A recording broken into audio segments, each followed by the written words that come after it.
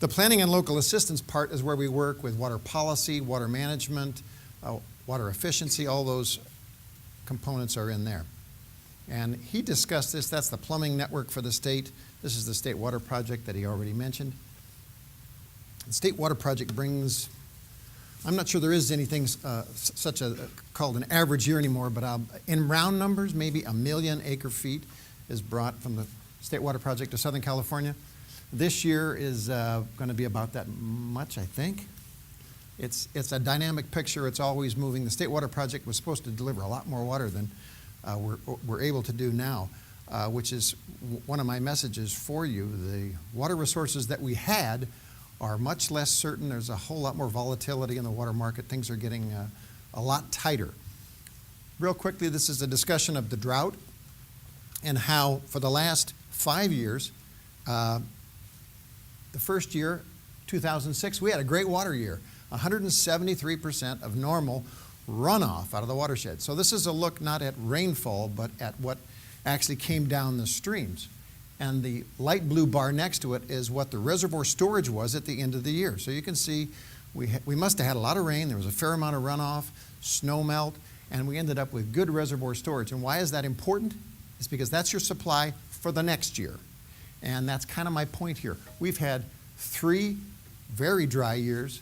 In 2007, 53% of normal runoff. That's pretty bad. That's when I made my first presentation here 3 years ago. So in some sense, this is the same speech from 3 years ago. Drought is normal in California. Now that was perhaps a little bit worse than some, but there have been worse droughts in California. And so we need to, it's like your income. If you're living from paycheck to paycheck and don't have any money in the bank, you're going to be in a tough spot. And that's where we're coming from here. One good year that we just had out of 4, it just doesn't erase the 3 bad years. Our reservoir storage is not as bountiful as we might like them to be. Our reserves have been drawn down. So here's this year, 107% of normal precipitation. We had good snowpack. We had excellent snowpack, and it came late in the year. Statewide runoff, though, interestingly, was 79% of average. So just because you get average precipitation and snowfall doesn't mean you get the same runoff, okay? And reservoir storage right now is about average for historic comparisons, but not all of them. And real quickly, this is the Colorado River combined basin storage. About, I'll say, a quarter of Southern California's water supply comes from the Colorado River. This is, now I gotta push the right thing. That's the laser. All right, this is about 50 years, and you can see we've had about 10 years of below normal precipitation and snowfall in the Colorado River Basin. So when you say, gee, is the drought over? Well, that depends. Where does your water come from? Southern California's got a diversified supply, but this is about half of their normal storage. Fortunately, the storage is huge, and so we're still getting full deliveries from the Colorado River. This is Lake Oroville of the State Water Project, and you can see back in 2005, it was full at 3.5 million acre feet. And here's the next 1, 2, 3 years of drought. Now this year, we've recovered quite a bit. We're actually about, I forget the number, 80, 85% of our average storage for this time of year. So that's pretty good. We had a tremendous spring, at least in the Sierras where this reservoir is, okay? This is Metropolitan's combined storage in Southern California, and you can see they also are significantly drawn down. So I'm not trying to paint the doomsday scenario for you, but when people ask you, is the drought over? Well, yeah, we had about normal rainfall in Southern California, but our reserves are significantly drawn down. And for those of you who don't like graphs, these are pictures. This is San Luis Reservoir in the San Joaquin Valley. It's part of our water system that brings water to Southern California. And that's what it looks like when it's full. And that's what it looked like the last 2 summers. This is Lake Oroville. It's 3.5 million acre feet. And that's what it looked like. So we have a very robust and diversified water supply in Southern California, but it's not bulletproof. It has its limits, and for a variety of reasons, including endangered species issues in the Delta, those supplies are shrinking slowly. So we need to start thinking of other options. And I've heard occasionally people say, well, why isn't ag doing more? In many areas of the San Joaquin Valley, their water allocation from the Federal Central Valley Project, I think, started at 0. They got no water. And you can't grow very many crops just like grass. You can't grow grass without water. Okay? And they got a little animated about it. First time I've ever seen that. The state, along with Metropolitan, Irvine Ranch Water District, a bunch of the water districts in the state of California, started a water conservation campaign because, frankly, I don't think we can manually turn down the dials. We need to get everybody to agree, gee, we're in a bad spot. And I think Americans like it when we say we're all in this together, let's all share the pain. Nobody likes to let their lawns die, things, you guys are in the profession of making things look beautiful and green. And we're not trying to cut you off, but things are going to get tighter and tighter, I think. And educating the people who are actually turning the valves on and off are going to have a big impact on the future. I think I'm going to skip this. Tim talked about this. This is the Delta. Who knows where the Delta is and what it's about? All right, well, about a third to a half of you. It's the hub of California's water infrastructure. I forget the percentage, but it's maybe half to 3/4 of California's population gets at least some of their water. Does that sound about right? 3/4, okay, I couldn't remember the number. It is essential to California's water supply. And right now, it is in many ways tanking. The ecosystem is not doing well, species are dying, and that's why federal courts are applying pressure for us to reduce diversions. The State Water Project has a pump up there that sucks water out of the Delta, brings it 400 miles south to Southern California. And if that wasn't enough to scare you, the levees that are in the Delta are over 100, how old are they? 120 years old, something like that. They are subject to earthquakes, and if we get a big enough earthquake, the entire Delta will collapse, all those levees. They're pretty fragile. They're old, frail agricultural levees, not the kind of things you might see out here on the Santa Ana River or the Los Angeles River that are made out of concrete and steel and all that. So it's a very real risk that a significant earthquake up near San Francisco would cause a significant collapse of levees in the Delta. Well, that mixes all that salt water and fresh water and dirt together, and it doesn't make very good drinking water.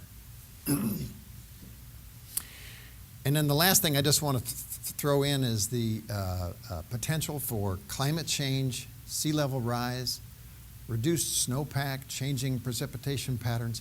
It's kind of a new science to me, but the threat is always things are going to get smaller in terms of water supply. Tim mentioned this. There was a series of 4 bills in response to the drought and the worsening situation in the Delta that the legislature and the governor had got together and came up with a not quite unprecedented, but getting the legislature to focus on water doesn't happen every day. And because of the things were so bad, they came up with this package, a new system to control the Delta, come up with a plan. One thing Tim didn't mention is groundwater in California is a significant resource. I think something like 30% of our normal supply comes from groundwater, about 40% in a dry year. Well, it's largely unregulated statewide. In Southern California here, most of the groundwater basins are regulated by court decrees. Just because there's so many people, there's competition for the water. So, if you will, you went to the court, you made your case, and he divided up the pie and said, you get this much and you get this much. So that's what we send in Southern California. But statewide, there's not as much management of the water resource as is probably needed. It's suffered some neglect. So SB X7-6 requires groundwater monitoring statewide. And for those areas that do not do it, they will not be eligible for state loans and grants. That's sort of the stick, if you will. We're trying to get people to voluntarily, again, groundwater is run locally. We're trying to get them to manage their groundwater better. Tim talked about this, so I think I'm going to skip that. That's the 20 by 2020 drumbeat that you've probably heard about. We're going to reduce water consumption 20% by the year 2020. I think I'm going to skip that. One thing I don't think he mentioned is the bond measure that was going to implement this problem. Everybody agrees that California's water infrastructure is in a tough place right now. Everybody agrees there needs to be investment. So last November 2009, the legislature and the governor agreed on $11.14 billion with a B bond measure to help fix the delta, improve water conservation, improve recycled water use. Unfortunately, we're broke.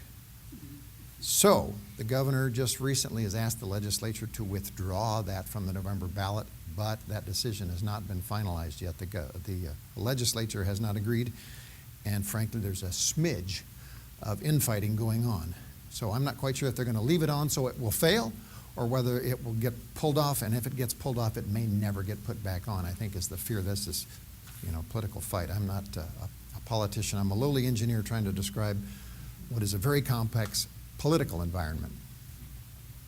Real quickly, our department every 5 years puts together a plan for California's water future. We look, where's water being used? What are the strategies to get us into the next 30 years? We look 30 years ahead. 3 years ago when I gave this presentation here, the population of Riverside, I'm going to forget the numbers, and I believe 30 years was going to triple, I believe.